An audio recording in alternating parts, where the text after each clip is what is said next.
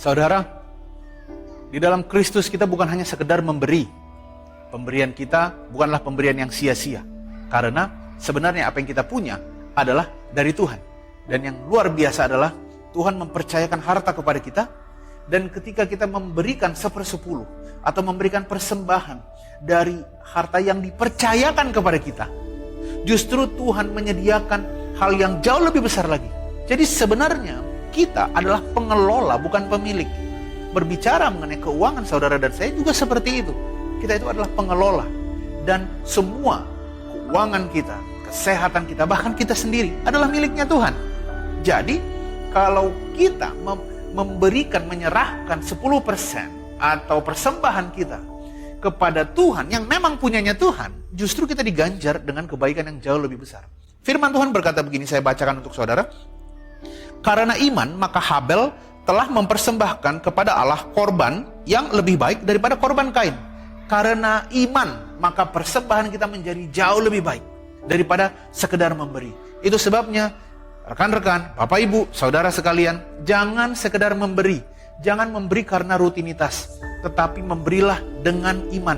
Karena kita tahu kita dikasihi, karena Tuhan gak pernah meninggalkan, gak pernah membiarkan kita. Kemudian, dengan jalan itu, kata firman Tuhan, ia memperoleh kesaksian kepadanya bahwa ia benar. Karena memang orang benar hidup dengan iman, bukan dengan melihat. Perhatikan saudaraku, ketika kita bertindak sesuai dengan iman kita, iman itu menyatakan bahwa kita benar. Dan yang bagian terakhir dikatakan, karena Allah berkenan kepada akan persembahannya itu.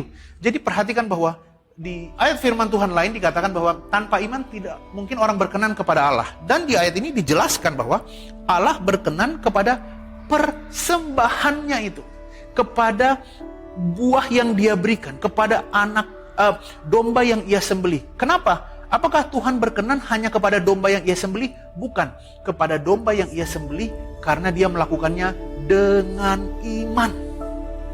Itulah firman Tuhan ini saudara. Ketika kita percaya, kita bertindak. Ketika kita percaya, kantor tempat kita bekerja menggaji kita, maka kita kemudian datang ke kantornya. Kita bukan datang ke kantor supaya kita digaji, bukan. Kita sudah tanda tangan dan kita pasti digaji.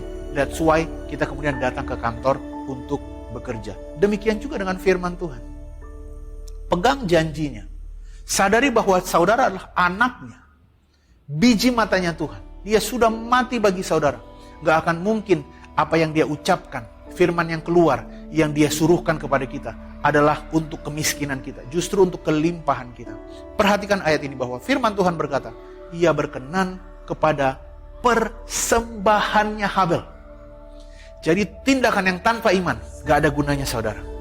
Tapi ketika saudara bertindak dengan iman, maka persembahan yang saudara berikan berkenan kepada Tuhan. Dia tidak pernah meninggalkan saudara dan tidak pernah membiarkan saudara. Tuhan Yesus memberkati kita.